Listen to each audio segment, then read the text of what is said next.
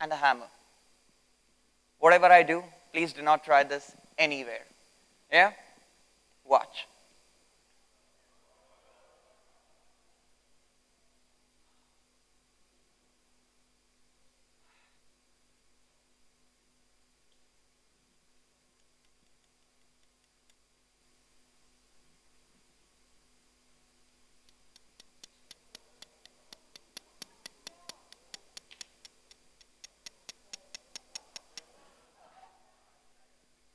That's instant piercing, rather. Okay?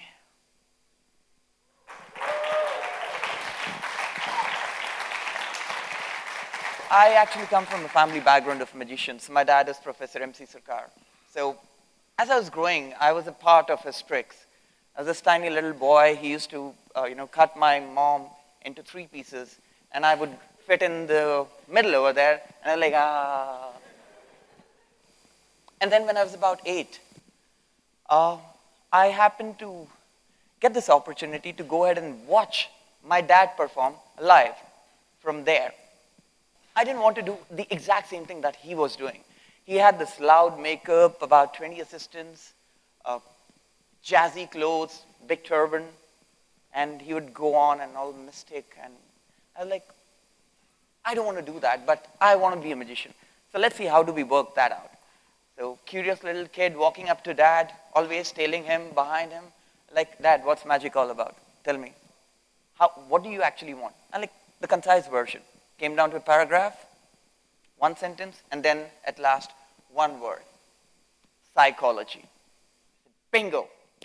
That is all what I need, though I didn't know what psychology meant at that time. So I figured out, okay, there is this interesting word, so I was taught how to use the dictionary, figured out psychology, okay, getting in the mind how a human being thinks and blah, blah, blah. Like, cool, this is what I got to do.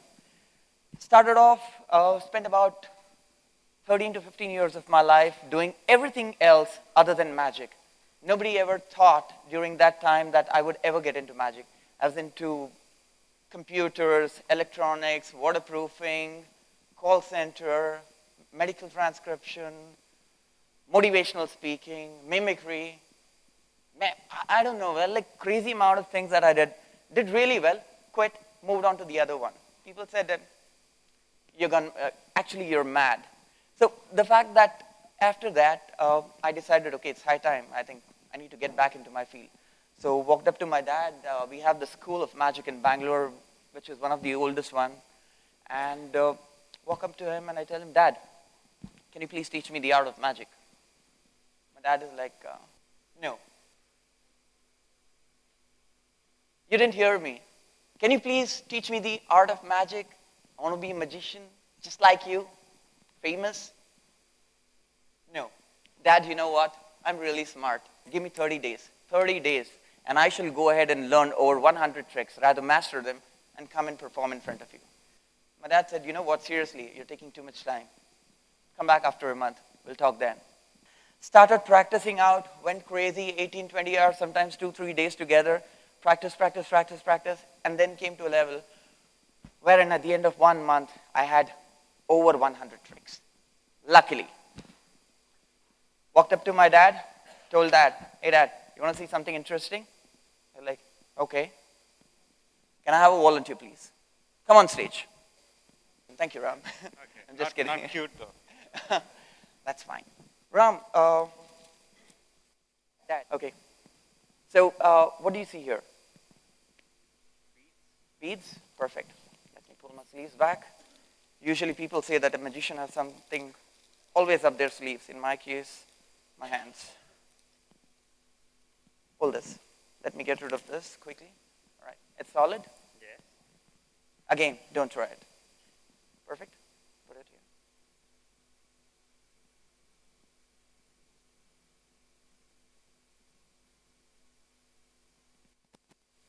here. Lubricate it a bit. I hate this part. You want to come here, Ram? Just in case? So you can get a good look? Okay?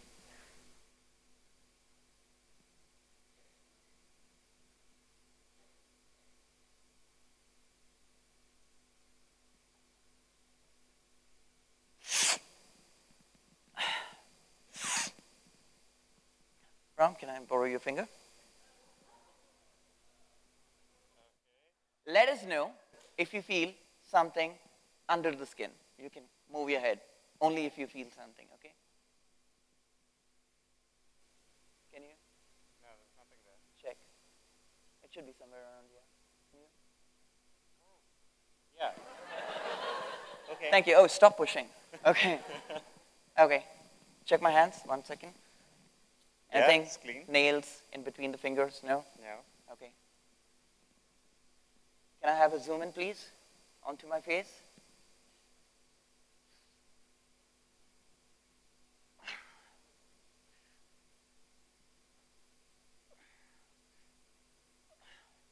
Give me a finger, quickly. Can you feel anything? Slowly, you're like trying to poke into my eye. Yeah? You can? Yeah. Nod your head. Yeah. Yeah, you can. All right. Close in. Zoom in, please. Watch this. Come closer, Ram.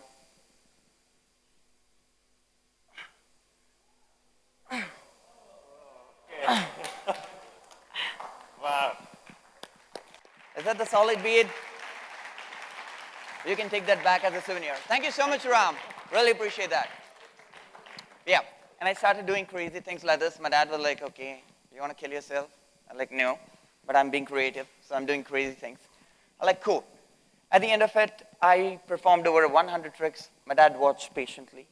And then towards the end of it, I said, now, I've kept my word up. Please teach me the art of magic. And my dad said, no. I'm like, seriously, what's up with this no thing? He told me, you know what, Yogesh? At this moment, you don't need to learn from me anymore. Now, you are a master yourself. You have gone ahead and learned it the hardest way. And it was just your willpower, your determination, and the fact that you believed that there was a possibility. You are now a master. Come back to me only for guidance and nothing else. I was like, wow, couldn't this be done any in an easier way? I guess not. My dad had to do this. But that was the lesson of my life that I learned, that it's not always necessary that you have to be dependent on someone. You always need to have a teacher. It's not about just knowing the trick of the trade, but knowing the psychology behind it. And this applies to any field for that matter. You understand the psychology? You have it there for you. That's all. So before I go, you want to see something really crazy? Can I borrow a credit card, please? Yeah. Thank you. Vishal. Vishal happens to be like family, so he's another paid assistant. That's it. All right? Watch this.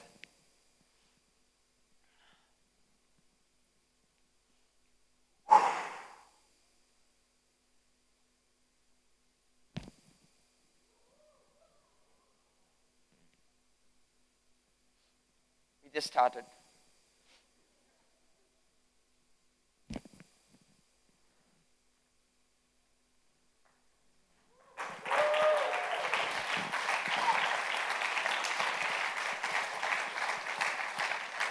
Well, let's try it one last time. Let's see what else can we do with Vishal's card. I'm not giving this back to you, Vishal.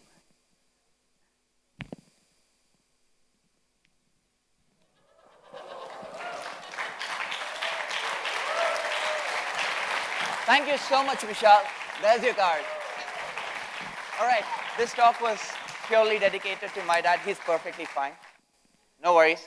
Just before you start thinking that there's a sad story behind, by God's grace, he's absolutely fine. This is purely dedicated to him. Thank you, Dad.